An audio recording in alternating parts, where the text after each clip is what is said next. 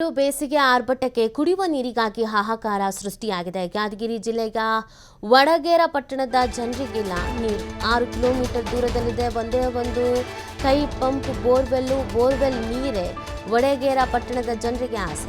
ವಡಗೇರ ತಾಲೂಕು ಕೇಂದ್ರದಿಂದಲೇ ನೀರಿಗೆ ಹಾಹಾಕಾರ. ಪ್ರತಿನಿತ್ಯ 6 ಕಿಲೋಮೀಟರ್ ಹೋಗಿ ನೀರು ತರುವಂತ ವಡಗೇರ ನಿವಾಸಿಗಳು. ನೀರಿನ ಸಮಸ್ಯೆಯಿಂದ ಪಟ್ಟಣದ ಯುವಕರ ಮದುವೆಗೂ ಕೂಡ ಸಮಸ್ಯೆ ಆಗ್ತಾ ಇದೆ. ವಡಗೇರ ಪಟ್ಟಣದ ಯುವಕರಿಗೆ ಮದುವೆಗೆ ಹೆಣ್ಣೆ ಸಿಗ್ತಾ ಇಲ್ಲ ಅಂತೆ, ಸಮಸ್ಯೆ ಅಂತೆ. ಕೂಡಲೇ ನೀರಿನ ಸಮಸ್ಯೆ ಪರಿಹರಿಸಬೇಕು ಅಂತ ಗ್ರಾಮಸ್ಥರು ಆಗ್ರಹಿಸ್ತಾ ಇದ್ದಾರೆ. ಅಂದರೆ ಹೆಣ್ಣು ಕೊಡೋರು ಪ್ರತಿಯೊಂದು ನೋಡ್ತಾರೆ ಅಲ್ವಾ. ಆ ಊರಿಗ ಬೇಡ, ನೀರಿಲ್ಲ, ತುಂಬ ಕಿಲೋಮೀಟ್ರ್ ನಡ್ಕೊಂಡೋಗಿ ನೀರು ತರಬೇಕಂತೆ, ಸಮಸ್ಯೆ ಅಂತೆ ಅಂತ ಹಂಗಾಗ್ತಾ ಇದೆಯಂತೆ. ಅಳಲನ್ನು ತೋಡ್ಕೊಳ್ತಾ ಇದ್ದಾರೆ.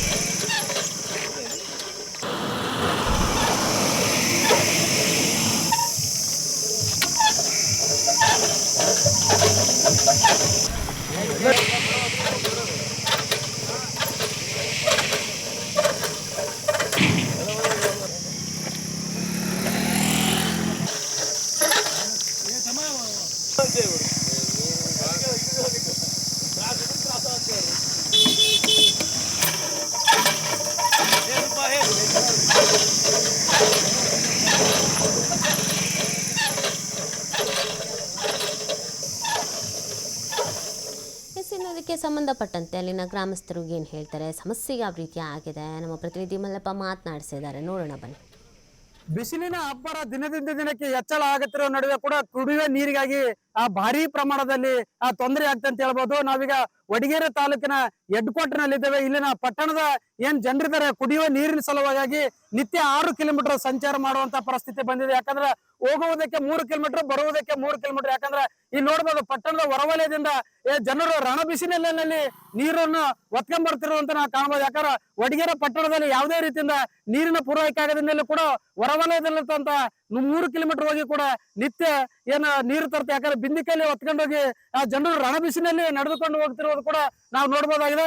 ಇದು ನಿತ್ಯ ಕೂಡ ಅವರಿಗೆ ಸಾಕಷ್ಟು ತೊಂದರೆ ಆಗ್ತಂತ ಹೇಳ್ಬೋದು. ಯಾಕಂದ್ರೆ ಯಾವುದೇ ಕಾರಣಕ್ಕೂ ವಡಗೇರ ತಾಲೂಕು ಕೇಂದ್ರಕ್ಕೆ ನಿತ್ಯ ಮನೆ ಮನೆಗೆ ನಲ್ಲಿ ಮೂಲಕ ನೀರು ಪೂರೈಕೆ ಮಾಡುವಲ್ಲಿ ರಾಜ್ಯ ಸರ್ಕಾರ ಸಂಪೂರ್ಣವಾಗಿ ವಿಫಲವಾಗಿದೆ.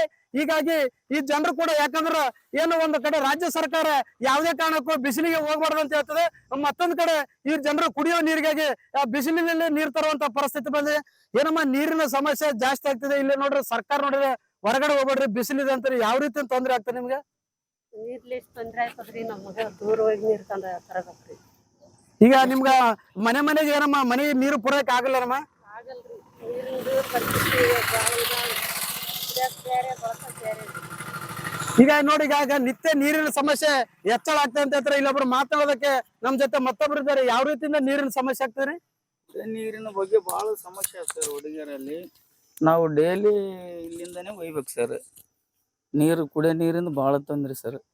3 ಕಿಲೋಮೀಟರ್ಲಿಂದ ನಡಕಂತ ದಿನ ಇದೇ ರೀತಿ ನಮ್ದು ಆದ ಸರ್. ಈಗ ದಿನ 6 ಕಿಲೋಮೀಟರ್ ನಡೆದುಕೊಳ್ಳುವಂತ ಪರಿಸ್ಥಿತಿ ನಿಮಗೆ 6 ಕಿಲೋಮೀಟರ್, ಅದು ರಣ ಬಿಸಿಲಿನಲ್ಲಿ ತೊಂದರೆ ಆಗೋದಿಲ್ಲ? ಹೌದೌದು ಸರ್, ಆತ ಸರ್.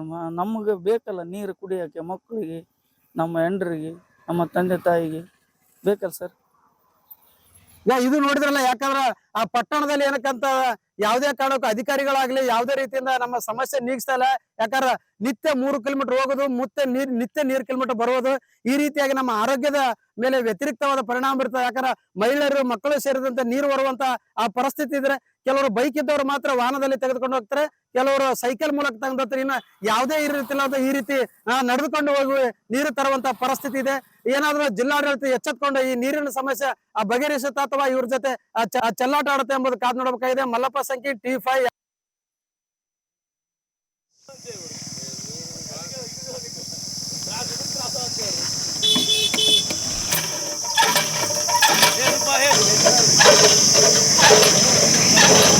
Hey,